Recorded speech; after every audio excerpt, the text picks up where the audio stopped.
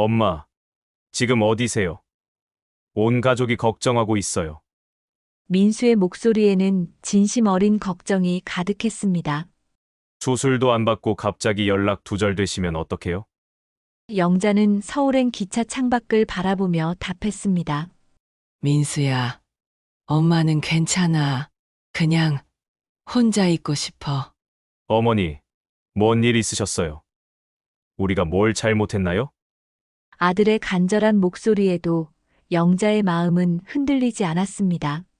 하지만 정작 영자가 집을 떠날 수밖에 없었던 진짜 이유를 민수는 전혀 모르고 있었습니다. 안녕하세요. 여러분의 사연으로 만들어가는 사연의 시작은입니다. 구독 버튼을 눌러 저희와 함께 해주시고 좋아요 한 번씩 눌러주시면 더 많은 분들에게 이런 따뜻한 이야기를 전할 수 있습니다. 여러분의 작은 관심 하나가 더 많은 분들께 감동을 전하는 힘이 됩니다. 그리고 오늘 이야기를 들으시면서 떠오르는 생각이나 경험이 있으시다면 댓글로 나눠주세요. 오늘의 사연의 시작은 전북 군산시에 사는 74세 박영자 씨의 사연입니다. 전북 군산의 오래된 주택가, 골목 끝자락에 자리한 작은 집.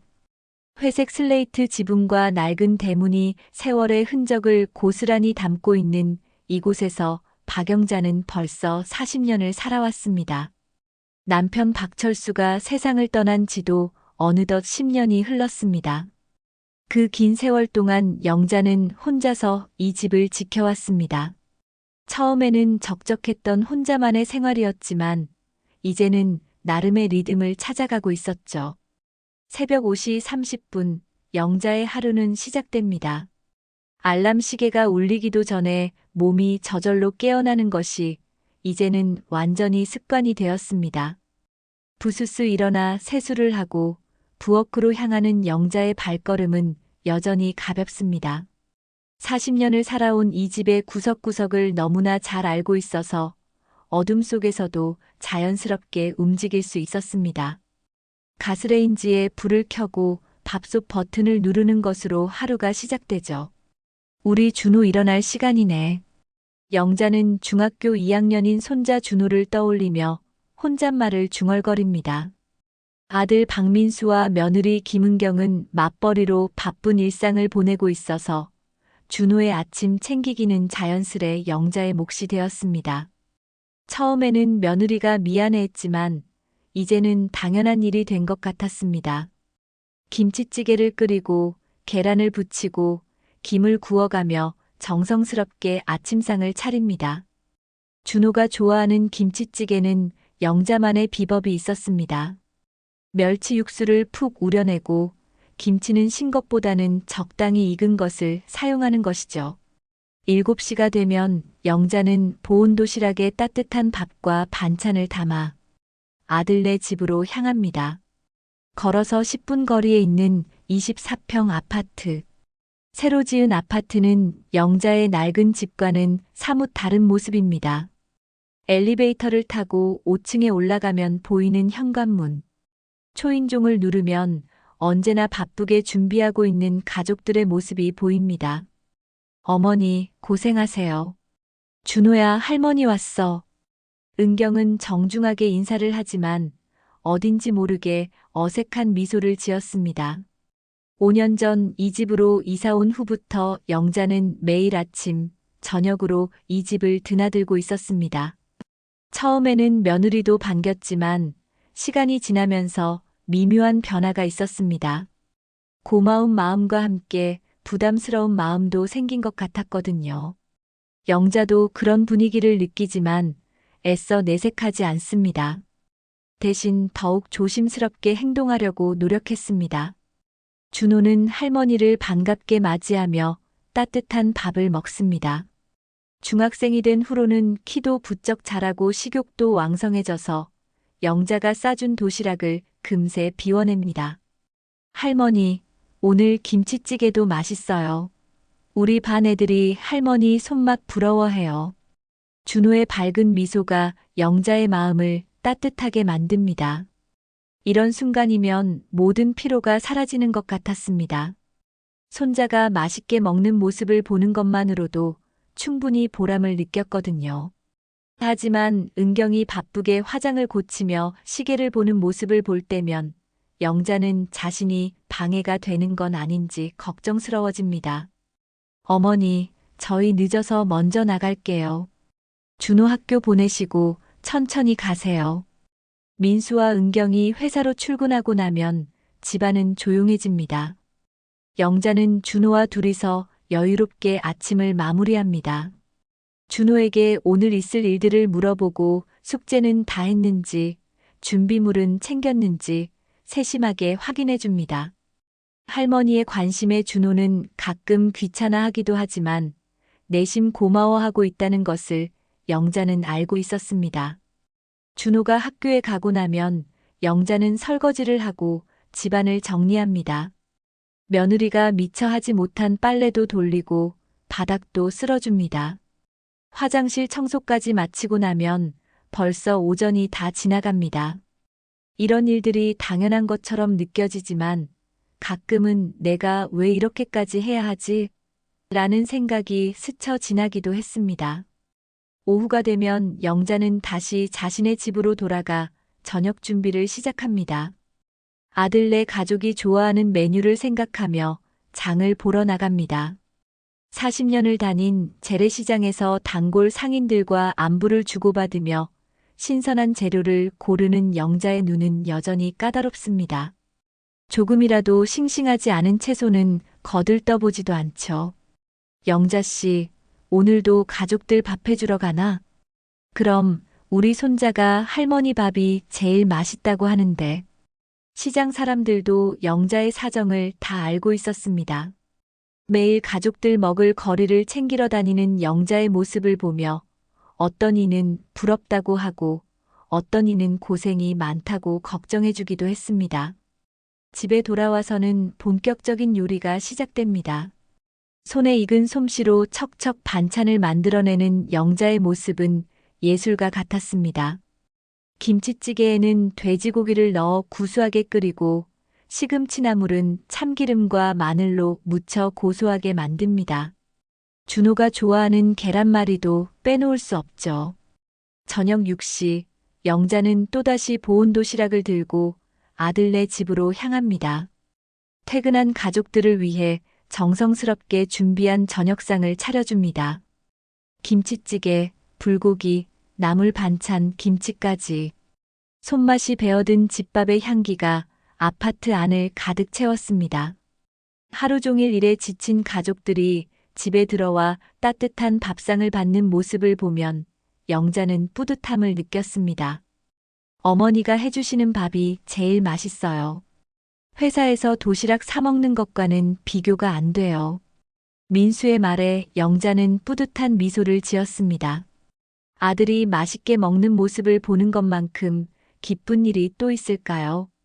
하지만 은경의 표정에서는 미묘한 부담감이 느껴졌습니다. 고마운 마음과 동시에 매일 이렇게 챙겨주시는 시어머니께 미안한 마음이 섞여 있는 것 같았거든요.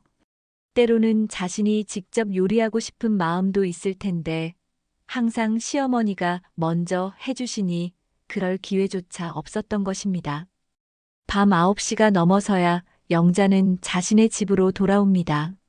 하루 종일 바쁘게 움직인 몸은 피곤했지만 가족들이 맛있게 밥을 먹는 모습을 보면 보람을 느꼈습니다.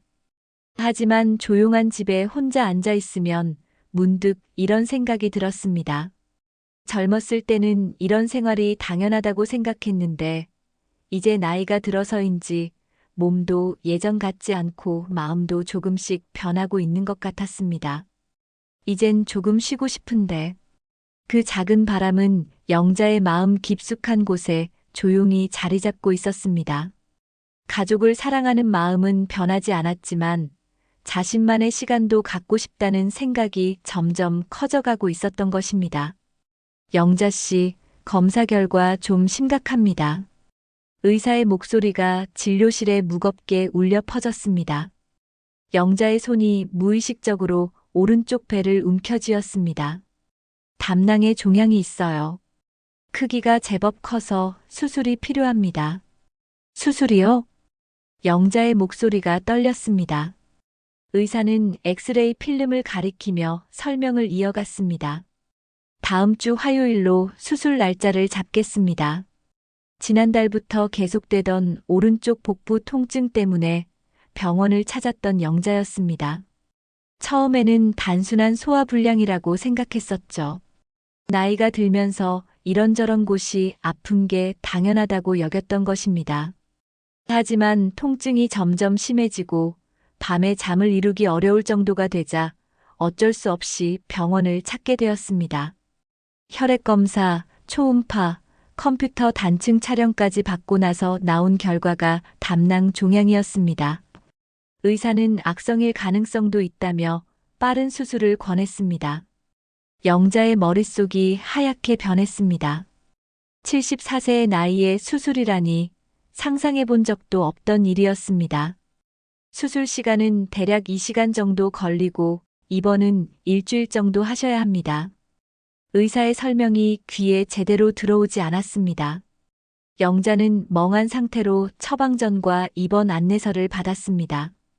병원을 나서는 발걸음이 평소보다 훨씬 무거웠죠.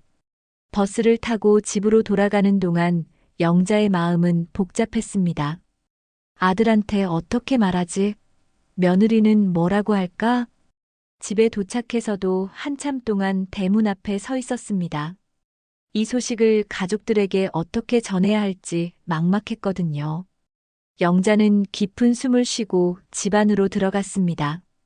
평소처럼 저녁 준비를 하면서도 머릿속은 온통 수술 생각뿐이었습니다.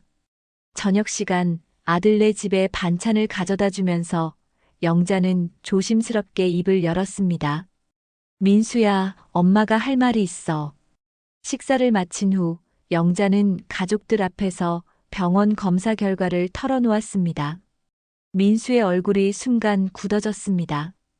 어머니, 왜 그렇게 아프실 때 말씀 안 하셨어요? 괜찮을 줄 알았지. 나이 들면 여기저기 아픈 게 당연한 거 아니니? 은경도 놀란 기색을 보였지만 민수만큼 크게 동요하지는 않았습니다. 준호는 할머니가 아프다는 말에 걱정스러운 표정을 지었습니다. 할머니, 수술하면 괜찮아지는 거죠? 그럼 우리 준호. 할머니가 빨리 나아서 또 맛있는 밥 해줄게. 영자는 손자를 안심시키려고 밝게 웃어 보였지만 속마음은 그리 편하지 않았습니다. 수술이라는 것 자체가 두려웠고 무엇보다 혼자 감당해야 한다는 생각에 막막했습니다. 다음 날부터 영자는 수술 준비에 바빴습니다. 입원에 필요한 물건들을 챙기고 수술 전 검사를 받으러 병원을 오가야 했습니다. 그동안 매일 해오던 가족들 식사 준비도 계속해야 했죠. 몸이 아픈데도 습관처럼 새벽에 일어나 밥을 하고 반찬을 준비했습니다. 수술 전날 저녁 영자는 입원 가방을 챙기고 있었습니다. 갈아입을 옷까지 세면도구, 수건 등을 하나씩 가방에 넣으면서 마음이 무거웠습니다. 내일이면 수술실에 들어가야 한다는 생각에 가슴이 두근거렸죠. 그때 은경이 방으로 들어왔습니다. 영자는 며느리가 수술을 앞둔 자신을 위로해주러 온 줄 알았습니다. 어쩌면 걱정된다는 말이라도 해줄 거라고 기대했죠. 어머니, 응. 은경아, 영자는 가방을 챙기던 손을 멈추고 며느리를 바라봤습니다. 은경의 표정에서는 특별한 감정을 읽을 수 없었습니다. 내일 아이 학교는 누가 하죠? 그 한마디에 영자의 손이 완전히 멈췄습니다. 수술을 앞둔 시어머니에게 건넨 첫마디가 아이 학교 걱정이었습니다. 안부 인사도 수술 걱정도 빨리 낫기를 바라는 말도 아니었습니다. 아, 그게 영자는 잠시 말을 잇지 못했습니다. 가슴 한구석에서 무언가가 툭 하고 끊어지는 소리가 들리는 것 같았습니다. 5년 동안 매일 아침 저녁으로 챙겨준 식사, 손자 돌봄, 집안일까지 그 모든 것들이 그저 당연한 일로 여겨지고 있었다는 사실을 깨달았습니다. 학원 끝나고 집에 혼자 오게 하면 안 되잖아요? 은경의 목소리에는 걱정이나 미안함 같은 건 전혀 느껴지지 않았습니다. 오히려 불편함이 묻어났습니다. 시어머니의 수술보다는 하루 일정이 틀어지는 것이 더 걱정되는 것 같았거든요. 준호가 중학생이니까 혼자서도 잘할 거야. 영자는 힘겹게 대답했습니다. 목소리가 평소보다 작게 나왔습니다. 은경은 고개를 끄덕이며 방을 나갔습니다. 수술 잘 받으라는 말도 걱정된다는 말도 없이 그냥 나가버렸습니다. 혼자 남은 영자는 침대에 털썩 주저앉았습니다. 가방 속에 넣으려던 옷가지를 무릎 위에 올려놓고 한참을 그대로 앉아 있었습니다. 눈앞이 흐려지면서 눈물이 뚝뚝 떨어졌습니다. 내가 지금까지 뭘 한 거지? 40년을 이 집에서 살면서 남편 뒷바라지하고 아들 키우고 손자 돌보면서 살아온 세월들이 주마등처럼 스쳐 지나갔습니다. 언제부터인가 자신의 삶이 온통 다른 사람을 위한 것뿐이었다는 걸 깨달았습니다. 며느리의 그 한마디는 영자에게 큰 충격이었습니다. 자신이 얼마나 당연하게 여겨지고 있는지, 얼마나 소중하지 않게 취급받고 있는지를 적나라하게 보여주는 말이었거든요. 수술을 앞둔 시어머니에 대한 최소한의 배려나 걱정도 없었습니다. 그날 밤 영자는 잠을 이루지 못했습니다. 수술에 대한 두려움보다는 며느리의 말이 계속 머릿속을 맴돌았습니다. 지금까지 자신이 살아온 방식에 대해 깊이 생각해 보게 되었죠. 이제는 정말 나를 위해 살아야 하는 건 아닐까? 영자의 마음속에서는 큰 변화가 일어나고 있었습니다. 그동안 억눌러왔던 감정들이 한꺼번에 올라오면서 자신의 인생에 대해 진지하게 고민하게 되었습니다. 수술을 앞두고 있는 상황이지만 영자에게는 인생의 새로운 전환점이 될 수도 있는 밤이었습니다. 새벽 2시 영자는 잠들지 못하고 일어나 앉았습니다. 수술을 몇 시간 앞둔 상황이었지만 며느리의 그 한마디가 계속 머릿속을 맴돌았습니다. 침실 한 구석에 놓인 입원 가방을 바라보며 영자는 갑자기 이상한 생각이 들었습니다. 내가 만약 수술대에서 깨어나지 못한다면? 무서운 생각이었지만 현실적으로 가능한 일이었습니다. 74세의 나이에 받는 수술이니까요. 영자는 조용히 침대에서 일어나 거실로 나갔습니다. 서랍 깊숙이 보관해둔 가계부와 각종 서류들을 꺼내기 시작했습니다. 남편 철수가 남긴 보험금, 평생 모아둔 적금, 집 문서, 도장까지 40년 동안 이 집에서 살아오면서 축적된 모든 것들이었습니다. 가계부를 펼쳐보니 생각보다 많은 돈이 모여 있었습니다. 매달 조금씩 아껴서 모은 돈, 남편의 보험금, 그리고 집값까지 합치면 제법 큰 금액이었죠. 이 돈들이 다 누구 손에 들어갈까? 영자는 통장들을 하나씩 들여다보며 쓸쓸한 미소를 지었습니다. 자신이 평생 아끼고 모은 돈이지만 정작 자신을 위해서는 제대로 써본 적이 없었습니다. 항상 가족을 위해, 아들을 위해, 손자를 위해 아껴왔던 것들이었거든요. 밤새도록 서류를 정리하면서 영자의 마음에는 묘한 변화가 일어나고 있었습니다. 지금까지 당연하다고 생각했던 모든 것들이 갑자기 당연하지 않게 느껴졌습니다. 왜 자신은 항상 다른 사람을 위해서만 살아왔을까? 왜 자신의 행복은 뒷전이었을까? 새벽 4시가 되자 영자는 갑작스럽게 일어나 옷을 갈아입기 시작했습니다. 수술복이 아닌 평상복으로 말이죠. 마음속에서 어떤 결심이 서고 있었습니다. 아직 구체적으로 무엇을 할지는 모르겠지만 일단 이곳을 떠나고 싶다는 생각이 강하게 들었습니다. 컴퓨터를 켜고 기차표 예매 사이트에 접속했습니다. 목적지는 딱히 정하지 않았습니다. 그냥 가장 먼저 출발하는 기차를 찾아봤죠. 새벽 첫 기차는 서울행이었습니다. 영자는 망설임 없이 예매 버튼을 눌렀습니다. 가방을 다시 쌌습니다. 입원용품 대신 여행용품을 넣었습니다. 갈아입을 옷 몇 벌, 세면도구, 그리고 통장과 현금을 챙겼습니다. 평생 살았던 이 집을 떠난다는 게 실감이 나지 않았지만 마음은 이미 결정된 상태였습니다. 거실 테이블 위에 편지 한 장을 남겼습니다. 민수야, 엄마는 수술을 받지 않기로 했다. 며칠 여행을 다녀올 예정이니 걱정하지 마라. 준호 학교는 학원에서 집까지 혼자 오게 하면 될 것 같다. 반찬은 냉장고에 있는 것들로 며칠은 버틸 수 있을 거다. 편지를 쓰면서도 영자의 손이 떨렸습니다. 74년 인생에서 이렇게 충동적인 결정을 내린 적이 없었거든요. 하지만 이상하게도 후회되지 않았습니다. 오히려 가슴이 두근거리면서 새로운 기대감이 들었습니다. 새벽 5시 30분, 평소 아침 준비를 시작하는 시간이었습니다. 하지만 오늘은 달랐습니다. 영자는 가방을 들고 조용히 집을 나섰습니다. 40년을 살았던 집을 뒤로하고 걸어가는 발걸음이 평소보다 가벼웠습니다.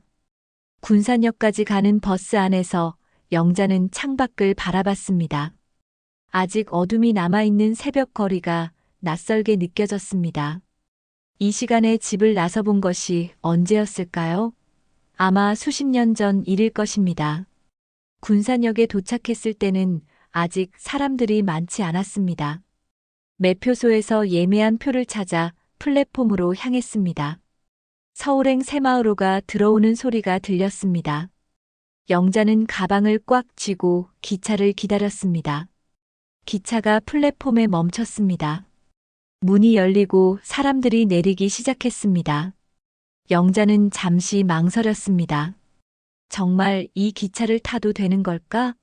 아들은 어떻게 생각할까? 준호는 할머니가 없어도 괜찮을까? 하지만 며느리의 그 차가운 말투가 다시 떠올랐습니다. 내일 아이 학교는 누가 하죠? 그 한마디에 담긴 무관심과 당연함이 영자의 마음을 다시 단단하게 만들었습니다. 타겠습니다. 영자는 승무원에게 표를 보여주고 기차에 올랐습니다. 지정석을 찾아 앉으니 창밖으로 군산역 플랫폼이 보였습니다. 자신이 살던 도시를 떠난다는 실감이 서서히 들기 시작했습니다. 기차가 움직이기 시작했습니다. 창밖으로 스쳐 지나가는 풍경들이 영자에게는 모두 새로웠습니다. 수십 년 동안 같은 곳에서만 살아왔기 때문에 이렇게 멀리 떠나는 것 자체가 모험이었거든요. 옆자리에 앉은 젊은 여성이 영자를 신기한 듯 바라봤습니다. 이른 아침 기차에 혼자 탄 연세 많은 여성이 흔하지 않았기 때문이겠죠. 영자는 괜히 당당한 척하며 창밖을 바라봤습니다. 내가 정말 이런 일을 하고 있는 건가? 아직도 믿기지 않았습니다. 어제까지만 해도 수술을 앞두고 불안해하던 자신이 지금은 서울로 향하는 기차 안에 앉아 있다니요. 인생이 이렇게 갑자기 바뀔 수 있는 것인지 신기하면서도 무서웠습니다. 하지만 동시에 오랫동안 느껴보지 못했던 자유로움이 밀려왔습니다. 아무도 자신을 기다리지 않는 곳으로 가고 있다는 것, 아무에게도 얽매이지 않는다는 것이 이렇게 상쾌할 줄 몰랐습니다. 기차는 계속 북쪽으로 달려갔습니다. 햇살이 창문을 통해 들어오기 시작했습니다. 새로운 하루가 시작되고 있었고 영자에게는 완전히 새로운 인생이 시작되고 있었습니다. 서울까지는 약 3시간이 걸렸습니다. 그 시간 동안 영자는 많은 생각을 했습니다. 앞으로 어떻게 살아갈지, 가족들은 어떻게 반응할지, 자신의 결정이 옳은 것인지 말입니다. 하지만 후회는 없었습니다. 기차가 서울역에 도착했을 때 영자는 완전히 다른 사람이 된 기분이었습니다. 74년 인생에서 가장 큰 모험을 시작한 것입니다. 플랫폼에 내서서 주변을 둘러보니 모든 것이 낯설고 새로웠습니다. 이제부터는 나를 위해 살아보자. 영자는 가방을 들고 서울역 대합실로 향했습니다. 새로운 세계로의 첫걸음이었습니다. 서울역 대합실에서 영자는 한참을 서 있었습니다. 어디로 가야 할지, 무엇을 해야 할지 막막했습니다. 74년 인생에서 이렇게 계획 없이 행동해 본 적이 없었거든요. 가방을 들고 역 주변을 천천히 걸어보니 모든 것이 낯설었습니다. 문득 옛 친구가 떠올랐습니다. 이순이. 젊은 시절 같은 동네에서 살았던 친구였죠. 결혼 후 서울로 이사를 간다고 했는데 지금도 살고 있을까요? 영자는 주머니에서 낡은 전화번호부를 꺼냈습니다. 몇 년 전에 명절 인사를 주고받았던 순이의 번호가 적혀 있었습니다. 떨리는 손으로 전화를 걸었습니다. 여보세요? 순이야. 나 영자야. 어머, 영자. 웬일이야? 갑자기 전화를 다 하고. 순이의 목소리에서 반가움이 묻어났습니다. 영자는 간단히 상황을 설명했습니다. 집을 나와서 지금 서울에 있다고, 잠깐 도움이 필요하다고 말이죠. 아이고, 그래? 당장 우리 집으로 와. 주소 알려줄게. 순이는 망설임 없이 영자를 받아들였습니다. 오랜 친구의 따뜻함에 영자의 눈가가 촉촉해졌습니다. 순이가 사는 곳은 신대방동의 작은 고시원 건물이었습니다. 남편이 일찍 세상을 떠난 후 혼자 살면서 고시원을 운영하고 있다고 했습니다. 좁은 방이지만 깨끗하고 아늑했습니다. 영자야, 정말 잘했어. 이제야 내 인생을 사는구나. 순이는 영자의 손을 꼭 잡으며 말했습니다. 영자가 그동안 어떻게 살아왔는지 어느 정도 알고 있었던 순이었습니다. 가족을 위해서만 사느라 정작 자신의 행복은 뒷전으로 미뤄왔다는 것을 말이죠. 하지만 가족들이 걱정할 텐데. 걱정은 무슨. 내가 없어도 다들 잘 살 거야. 오히려 내가 없는 동안 그들이 어떻게 지내는지 지켜보는 게 좋을 거야. 순이의 말에는 묘한 의미가 담겨 있었습니다. 마치 무언가를 알고 있는 듯한 뉘앙스였죠. 그날 저녁 영자는 순이와 함께 오랜만에 편안한 시간을 보냈습니다. 젊은 시절 이야기, 각자의 삶에 대한 이야기를 나누면서 몇십 년 만에 진정한 대화를 나눈 기분이었습니다. 가족들을 챙기느라 자신만의 시간을 가져본 적이 언제였는지 기억도 나지 않았거든요. 하지만 평화로운 시간은 오래가지 않았습니다. 다음 날 오후 영자의 휴대폰이 울렸습니다. 민수의 전화였습니다. 엄마! 전화를 받자마자 아들의 목소리가 터져 나왔습니다. 화가 잔뜩 난 목소리였습니다. 도대체 왜 이런 짓을 하는 거예요? 수술도 안 받고 갑자기 사라지고. 영자는 가슴이 쿵 내려앉았습니다. 아들의 첫마디는 안부 인사가 아니었습니다.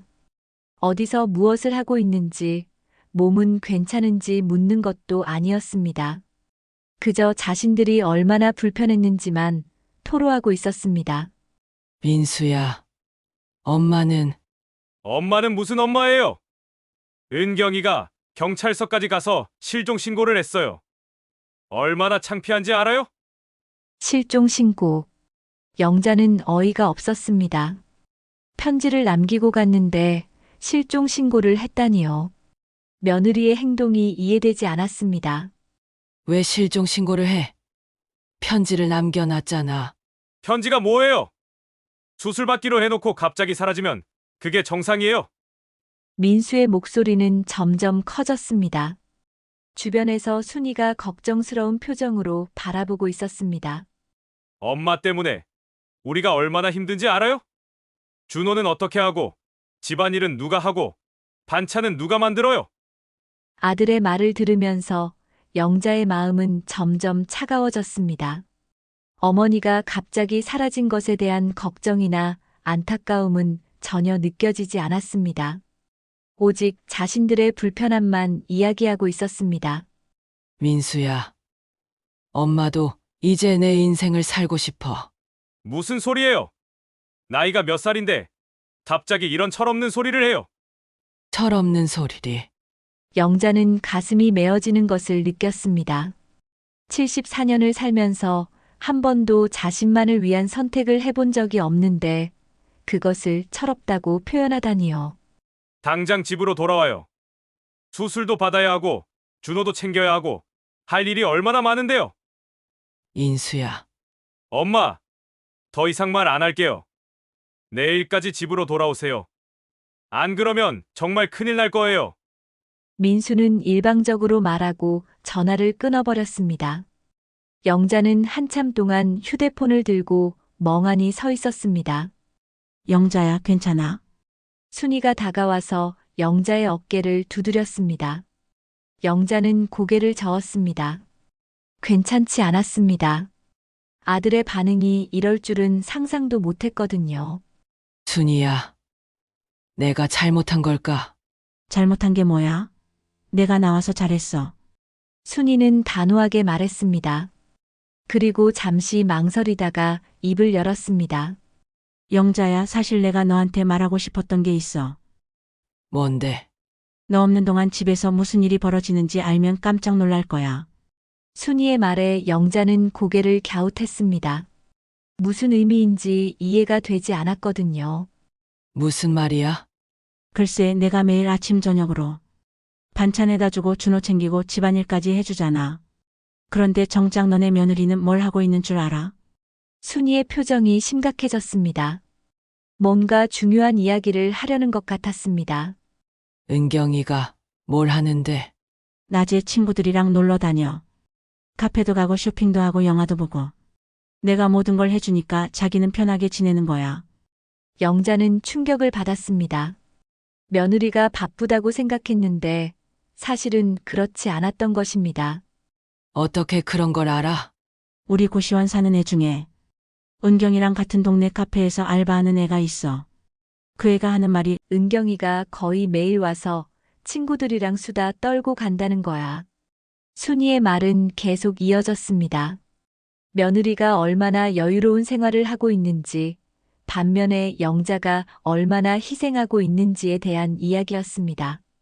영자야, 내가 없는 동안 그들이 어떻게 지내는지 지켜봐. 그럼 내가 얼마나 당연하게 여겨지고 있었는지 알게 될 거야. 순이의 말이 영자의 마음 깊숙이 박혔습니다.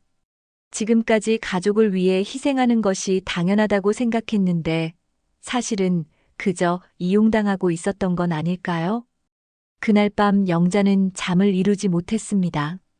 아들의 차가운 반응과 순이가 들려준 이야기가 머릿속을 계속 맴돌았습니다.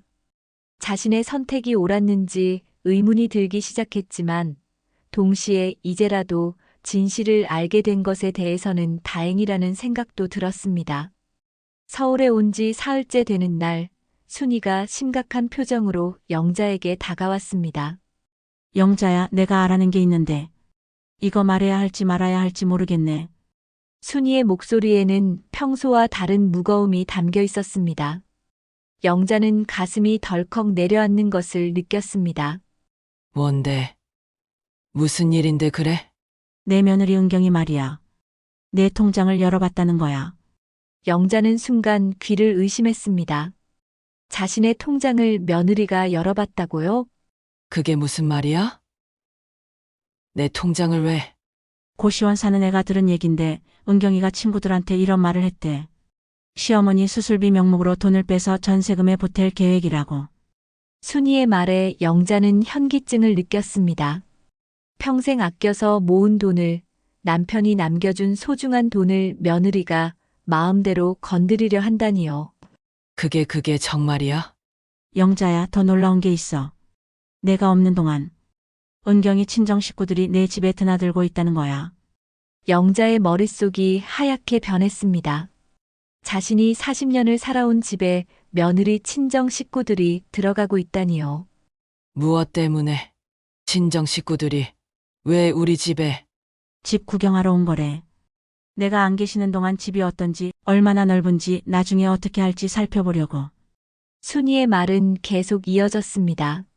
며느리가 친정어머니와 언니까지 데리고 와서 집 곳곳을 둘러보며 무언가를 계획하고 있대. 그럼 우리 민수는 뭐라고 했어? 민수는 회사에 가고 없을 때 온 거래. 아마 모를 거야. 영자는 온몸에 힘이 빠지는 것을 느꼈습니다.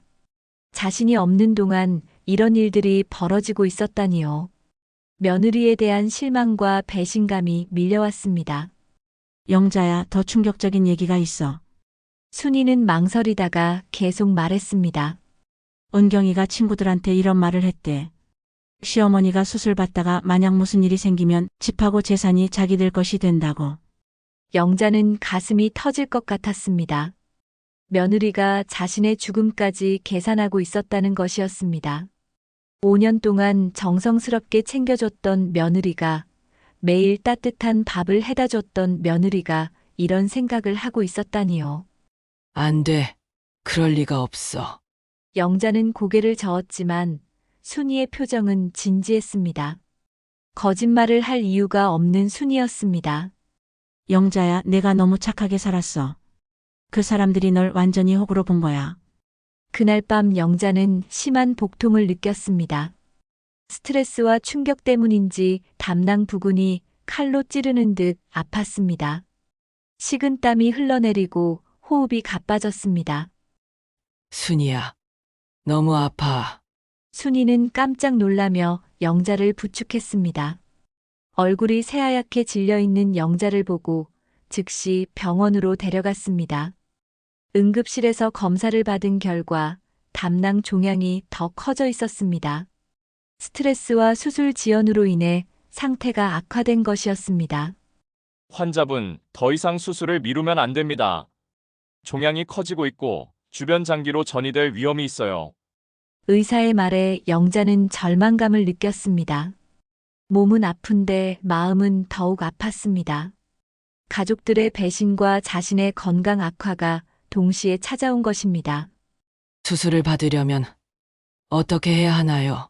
빠른 시일 내에 입원하셔야 합니다. 수술 예약을 잡아드릴게요. 병원에서 나온 후 영자는 순이와 함께 벤치에 앉았습니다. 어떻게 해야 할지 막막했습니다. 영자야, 이제 어떻게 할 거야? 모르겠어. 정말 모르겠어. 영자는 고개를 떨구었습니다. 집으로 돌아가자니 며느리의 배신이 너무 충격적이었고, 그렇다고 여기서 혼자 수술을 받기에는 너무 외로웠습니다. 다음 날 민수에게서 또 전화가 왔습니다. 엄마, 언제까지 이럴 거예요? 집에 돌아와요. 민수야. 엄마가 물어볼 게 있어. 은경이가 내 통장을 확인했다는 게 사실이야? 전화 너머로 잠깐의 정적이 흘렀습니다. 그게 뭔 상관이에요? 수술비가 얼마나 드는지 확인해 본 거죠. 민수의 대답에서 영자는 확신을 얻었습니다. 정말로 며느리가 자신의 통장을 마음대로 열어봤던 것입니다. 그럼 그 돈으로 전세금에 보탠다는 것도 사실이고? 엄마, 그런 얘기는 어디서 들었어요? 누가 그런 말을? 민수가 당황하는 것이 전화로도 느껴졌습니다. 사실이라는 뜻이었습니다. 민수야. 엄마가 평생 모은 돈을 함부로 건드릴 생각하지 마. 그리고 은경이, 친정 식구들이 우리 집에 드나들고 있다는 것도 알고 있어. 엄마, 그건 이제 됐어. 엄마는 내 방식대로 살 거야. 영자는 전화를 끊었습니다. 더 이상 들을 말이 없었습니다. 가족이라고 믿었던 사람들이 자신을 이렇게 생각하고 있었다는 것이 너무나 충격적이었습니다. 순이는 영자의 어깨를 토닥이며 위로했습니다. 영자야, 이제라도 알게 된 게 다행이야. 내가 계속 그들을 위해 희생했다면 더 큰 손해를 봤을 거야. 하지만 내 건강은 어떻게 해? 일단 여기서 수술 받자. 나도 도와줄게. 순이의 제안에 영자는 고개를 끄덕였습니다. 더 이상 가족에게 의존할 수 없다는 것을 깨달았습니다. 자신의 건강도, 자신의 재산도, 자신의 인생도 스스로 지켜야 한다는 것을 말이죠. 그날 저녁 영자는 서울의 한 대학병원에 수술 예약을 잡았습니다. 일주일 후에 수술을 받기로 했습니다. 가족들에게는 알리지 않았습니다. 혼자서도 충분히 할 수 있다는 것을 보여주고 싶었습니다. 순이야. 고마워. 내가 없었다면 어떻게 됐을지 몰라. 뭘 친구끼리 이런 것도 못 해주면 뭐 하겠어. 영자야, 이번 기회에 정말 내 인생을 찾아. 74살이 늦은 나이가 아니야. 영자는 고개를 끄덕였습니다. 비록 몸은 아프고 마음은 상했지만 이제 진짜 자신만의 삶을 시작할 때가 되었다는 것을 깨달았습니다. 가족들의 배신은 아팠지만 동시에 자유를 얻는 계기가 되었습니다. 수술 예약을 잡고 난 후 영자는 며칠 동안 깊은 고민에 빠졌습니다. 병원 침대에 누워 천장을 바라보며 지난 74년의 삶을 되돌아봤습니다. 언제부터 자신의 인생이 온통 다른 사람을 위한 것이 되었을까요? 언제부터 자신의 행복보다 가족의 편의가 우선이 되었을까요? 순이는 매일 병원에 와서 영자를 돌봐줬습니다. 수십 년 만에 누군가가 자신을 위해 시간을 내어주는 경험이었습니다. 가족들조차 자신을 당연하게 여겼는데 친구는 이렇게 따뜻하게 챙겨주고 있었습니다. 영자야, 수술 준비는 다 됐지? 응. 내일 모레 수술이야. 가족들한테는 언제 알릴 거야? 순이의 질문에 영자는 잠시 침묵했습니다. 사실 아직 결정하지 못했습니다. 알려야 할까요? 말아야 할까요? 알려봤자 진심으로 걱정해주지도 않을 텐데 말이죠. 글쎄, 잘 모르겠어. 영자야, 내 생각에는 알리는 게 좋을 것 같아. 그래야 내가 얼마나 강한 사람인지 보여줄 수 있잖아. 순이의 말에 영자는 고개를 끄덕였습니다. 맞는 말이었습니다. 이제는 자신이 약한 사람이 아니라는 것을 보여줄 때였습니다. 수술 전날 저녁 영자는 마음을 정리했습니다. 혼자서도 충분히 할 수 있다는 것, 더 이상 누구에게 의존하지 않겠다는 것, 그리고 앞으로는 자신의 인생을 살겠다는 것을 말이죠. 병실 창밖으로 서울의 야경이 보였습니다. 처음 서울에 왔을 때는 모든 것이 낯설고 무서웠는데 이제는 새로운 가능성으로 보였습니다. 74세의 나이에도 새로운 시작이 가능하다는 것을 깨달았습니다. 영자야, 무슨 생각을 그렇게 해? 순이가 병문안을 와서 물었습니다. 아무것도 아니야. 그냥 앞으로 어떻게 살지 생각해보고 있었어. 수술 끝나고 나면 뭐 하고 싶어? 글쎄, 여행도 해보고 싶고, 배우고 싶은 것도 있고, 영자의 목소리에 활기가 돌았습니다. 지금까지 한 번도 생각해보지 못했던 꿈들이 떠오르고 있었습니다. 좋아. 수술 끝나면 우리 함께 여행 가자. 순이의 제안에 영자는 환하게 웃었습니다. 정말 오랜만에 진심으로 웃는 것 같았습니다. 그날 밤 9시 영자는 휴대폰을 들고 민수의 번호를 눌렀습니다. 가슴이 두근거렸지만 이번에는 떨리지 않았습니다. 오히려 담담했습니다. 여보세요? 민수의 목소리가 들렸습니다. 평소와 다름없는 목소리였습니다. 민수야, 나야. 엄마. 언제 집에 올 거예요? 여전히 자신의 편의만 생각하는 아들의 모습에 영자는 씁쓸한 미소를 지었습니다. 민수야, 엄마가 할 말이 있어. 뭔데요? 내일, 엄마 수술해. 전화 너머로 잠깐의 정적이 흘렀습니다. 수수료. 어디서요? 왜 갑자기? 서울에서 혼자서 결정했어. 영자의 목소리는 담담했습니다. 더 이상 허락을 구하거나 동의를 얻으려 하지 않았습니다. 엄마, 왜 혼자서 그런 결정을 해요? 저희한테 상의도 안 하고. 상해. 민수야, 엄마가 언제부터 너희한테 상의했어? 지금까지 엄마가 하는 모든 일을 당연하게 받아들이기만 했잖아. 민수는 할 말을 찾지 못했습니다. 어머니의 목소리에서 느껴지는 단호함이 평소와 달랐기 때문입니다. 그리고 민수야, 엄마 통장 일은 어떻게 된 거야? 은경이가 엄마 허락도 없이 확인했다는데 그건 수술비 때문에. 수술비는 엄마가 알아서 할 거야. 그리고 전세금에 보탤 생각은 하지도 마. 영자의 말에 민수는 당황했습니다. 어머니가 모든 것을 알고 있다는 것을 깨달았기 때문입니다. 엄마, 그런 얘기는 누가? 중요한 건 그게 아니야. 중요한 건 너희가 엄마를 어떻게 생각하고 있었는지 알게 됐다는 거지. 영자는 계속 말했습니다. 민수야, 엄마는 이제 엄마 방식대로 살 거야. 74년 동안 다른 사람을 위해서만 살았으니까 이제는 나를 위해 살겠어. 엄마, 무슨 말씀을? 수술은 내일 오전 10시야. 오고 싶으면 오고 아니면 말고. 영자의 목소리에는 더 이상 애원하는 투가 없었습니다. 선택권을 주는 것이지 강요하지 않았습니다. 엄마, 민수야, 엄마가 마지막으로 한 가지만 말할게.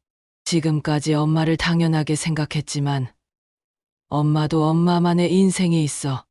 이제는 그것을 찾아가려고 해. 어머니, 저희가 잘못했어요. 집으로 돌아와요. 민수의 목소리에 처음으로 간절함이 느껴졌습니다. 하지만 영자의 마음은 이미 결정된 상태였습니다. 민수야, 늦었어.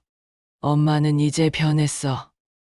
엄마, 수술 잘 받을게. 걱정하지 마. 영자는 전화를 끊었습니다. 가슴이 먹먹했지만 동시에 홀가분했습니다. 드디어 자신의 마음을 솔직하게 표현할 수 있었습니다. 순이가 병실로 들어왔습니다. 전화했어? 응. 했어. 어땠어? 시원했어. 정말 시원했어. 영자는 깊은 숨을 쉬었습니다. 74년 만에 처음으로 자신의 목소리로 자신의 의견을 당당하게 말했습니다. 영자야, 정말 대단해. 이제 진짜 내 인생이 시작되는 거야. 순이의 말에 영자는 고개를 끄덕였습니다. 내일 수술을 받고 나면 새로운 삶이 시작될 것입니다. 가족들의 눈치를 보지 않는 삶, 자신의 행복을 우선으로 하는 삶이 말이죠. 그날 밤 영자는 오랜만에 깊이 잠들었습니다. 수술에 대한 두려움보다는 새로운 시작에 대한 기대감이 더 컸습니다. 꿈속에서 영자는 젊은 시절의 자신을 만났습니다. 그리고 그 젊은 자신에게 말했습니다. 이제부터는 내 꿈을 찾아서 살아도 돼. 아침이 밝았습니다. 수술 당일이었습니다.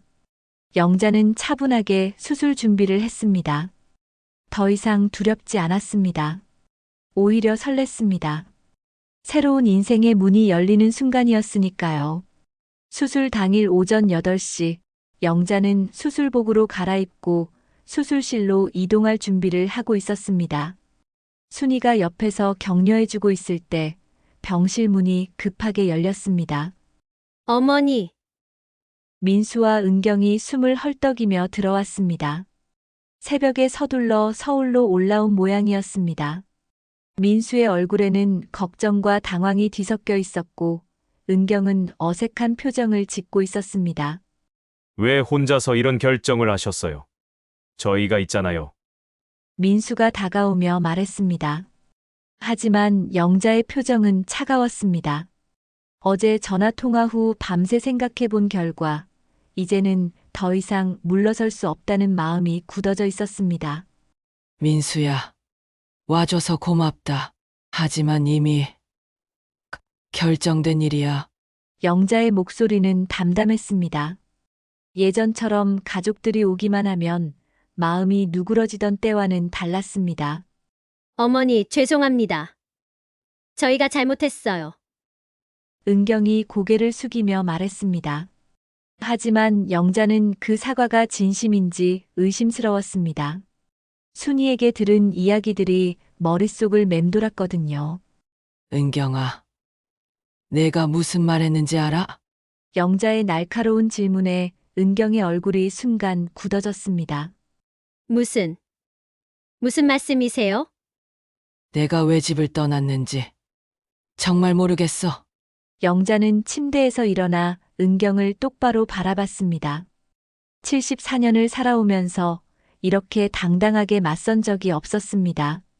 어머니, 저는 정말. 은경아, 솔직하게 말해봐. 수술 전날 밤에 내가 뭐라고 했는지 기억나지? 은경의 얼굴이 하얗게 질렸습니다. 민수는 두 사람 사이의 긴장감을 느끼며 어리둥절한 표정을 지었습니다. 내일 아이 학교는 누가 하죠? 그게 수술을 앞둔 시어머니에게 할 말이었어? 영자의 목소리가 점점 높아졌습니다.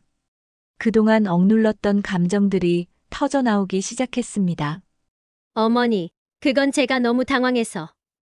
당황. 시어머니 수술보다 아이 학교가 더 중요했던 거야? 은경은 할 말을 찾지 못했습니다. 변명할 여지가 없었기 때문입니다. 민수가 상황을 이해하지 못하고 끼어들었습니다. 엄마, 무슨 일인지 모르겠지만 수술부터 받으세요. 나중에 얘기해도. 민수야, 내 아내가 내 통장을 몰래 확인한 것도 알고 있어. 그리고 그 돈으로 전세금을 보태려고 한 것도. 민수의 얼굴이 순간 굳어졌습니다. 어머니가 모든 것을 알고 있다는 것을 깨달았기 때문입니다. 그건 수술비 때문에. 수술비? 그럼 전세금 이야기는 뭐야? 영자의 추궁에 민수와 은경은 아무 말도 할 수 없었습니다. 그때 순이가 조용히 말했습니다. 영자야, 이제 보여줄까? 뭘 보여준다는 거예요? 민수가 의아해하며 물었습니다. 순이는 주머니에서 휴대폰을 꺼냈습니다. 영자 말이 거짓말인 줄 알고 있지? 증거가 있어. 순이가 휴대폰 화면을 조작하자 녹음 파일이 재생되기 시작했습니다. 카페에서 은경이 친구들과 나눈 대화였습니다. 시어머니가 수술 받다가 만약 무슨 일이라도 생기면 집이랑 재산이 다 우리 거잖아. 그것도 나쁘지 않을 것 같은데. 은경의 목소리가 또렷하게 들렸습니다. 병실 안이 순간 얼어붙었습니다. 그리고 수술비도 시어머니 통장에서 빼서 쓰고 남는 거는 전세금에 보태면 되고. 어차피 시어머니가 언제까지 살겠어? 녹음이 계속 재생되었습니다. 은경의 차가운 목소리와 웃음소리까지 생생하게 들렸습니다. 민수는 충격을 받은 채 은경을 바라봤습니다. 아내가 어머니에 대해 이런 말을 했다는 것이 믿기지 않았습니다. 은경아, 이게 정말 내 목소리야? 은경은 얼굴이 새하얗게 질린 채 아무 말도 하지 못했습니다. 부인할 수도 없었습니다. 너무나 또렷한 자신의 목소리였으니까요. 어머니, 저는 그냥. 그냥 뭐? 장난으로 한 말이라고 할 거야? 영자의 목소리에는 분노와 실망이 가득했습니다. 녹음은 계속 이어졌습니다. 시어머니가 매일 와서 밥 해주고 애 봐주고 하는 거. 솔직히 고마우면서도 부담스러워. 언제까지 이렇게 살아야 하나 싶었는데. 이번 기회에 정리될 수도 있겠네. 은경의 말에 친구들이 웃는 소리까지 들렸습니다. 민수는 무너진 듯한 표정으로 은경을 바라봤습니다. 은경아, 정말 이런 생각을 했던 거야? 여보, 그건 제가 잠깐 화가 나서. 화가 나서 우리 엄마 죽기를 바랐다는 거야? 민수의 목소리가 떨렸습니다. 아내의 진짜 속마음을 알게 된 충격이 컸습니다. 영자는 조용히 말했습니다. 민수야, 이제 알겠지? 내가 왜 집을 떠났는지.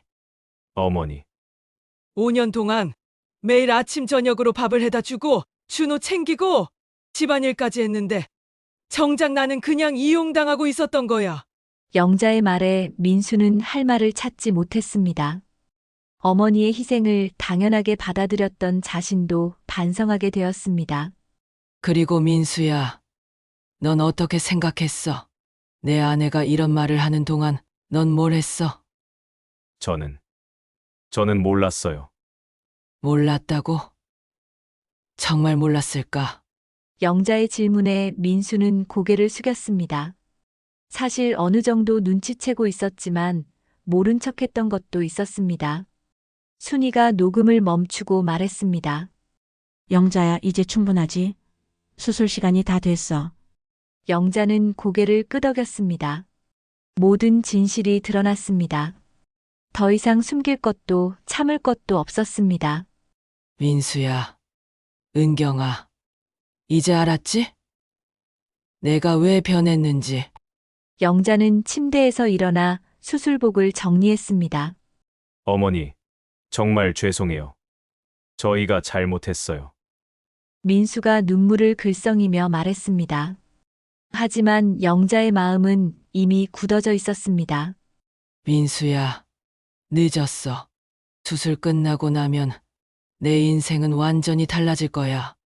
어머니, 이제부터는 나를 위해 살 거야.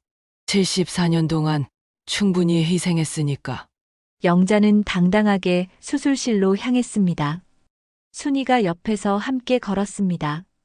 뒤에 남겨진 민수와 은경은 충격과 후회 속에서 어쩔 줄 몰라 했습니다.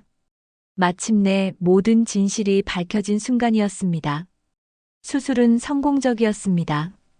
의사는 담낭 종양을 깨끗하게 제거했고 다행히 악성이 아니었다고 말했습니다. 영자는 일주일 동안 병원에 입원하며 회복했습니다.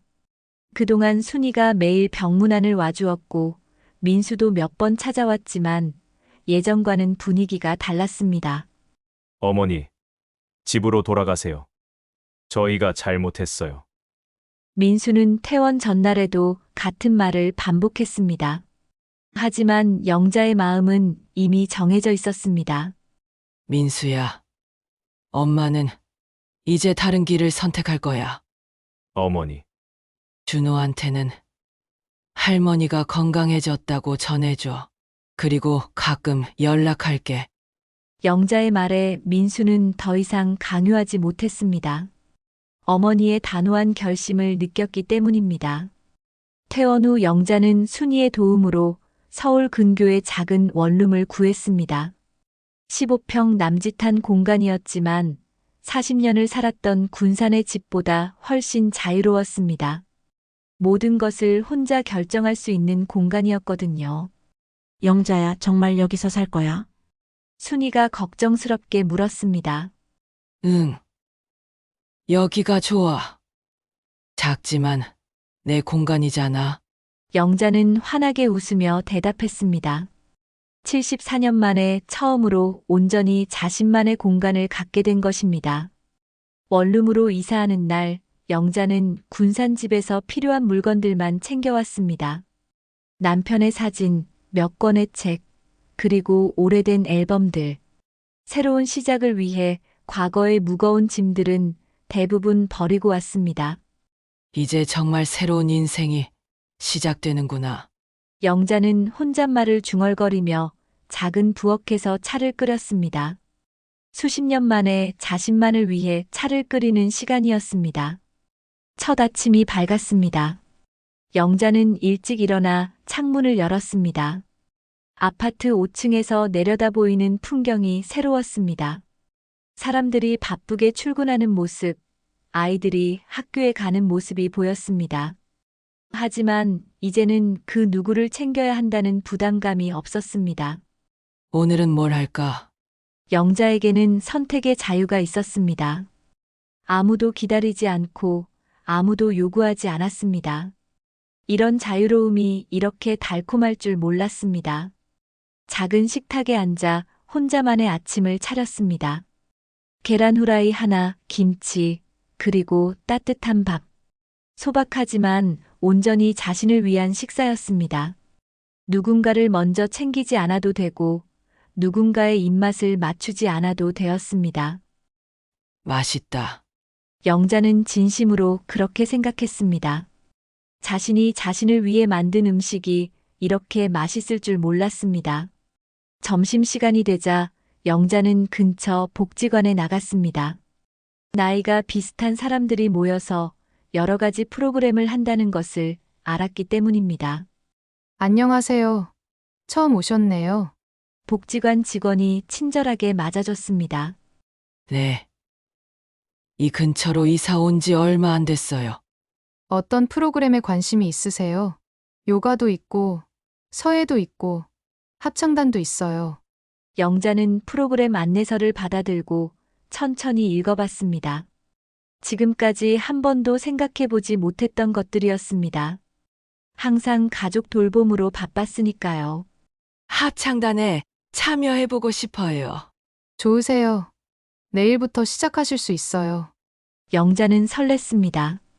젊었을 때 노래하는 것을 좋아했는데 결혼 후에는 그런 취미를 가질 여유가 없었거든요.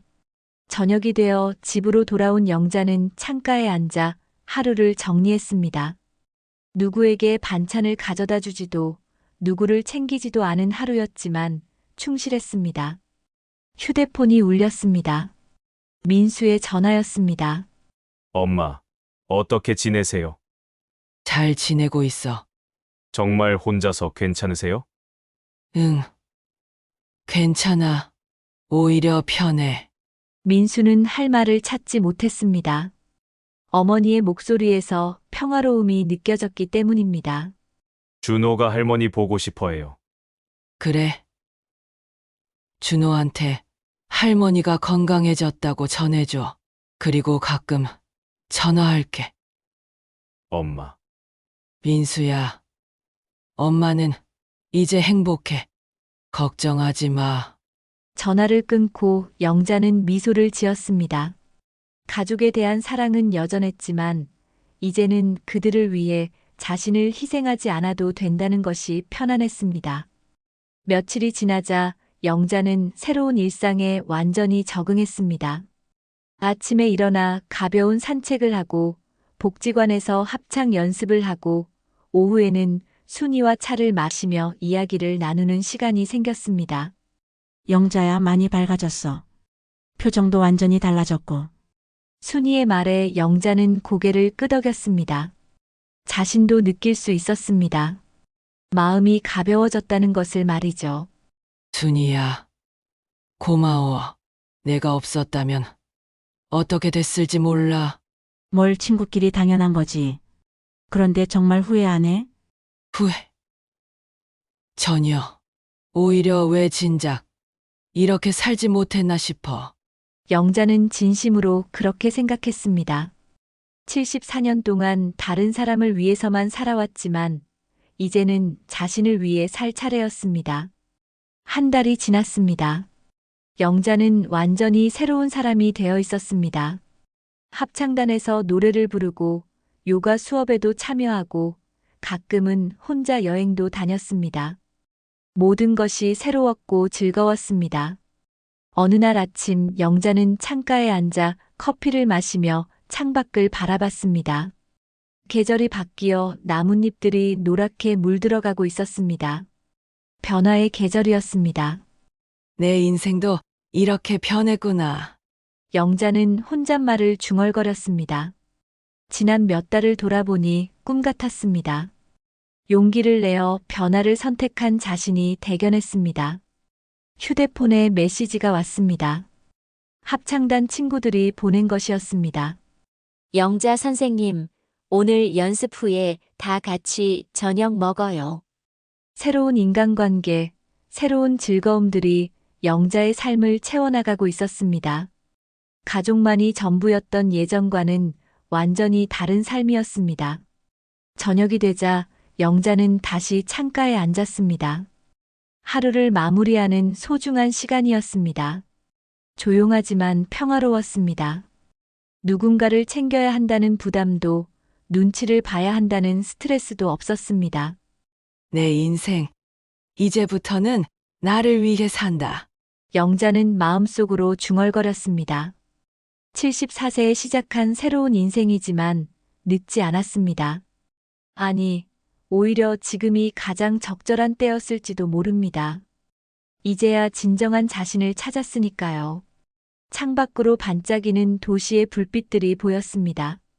각자의 삶을 살아가는 수많은 사람들처럼 영자도 이제 자신만의 삶을 살아가고 있었습니다. 비로소 자유로워진 영자의 새로운 인생이 시작된 것입니다.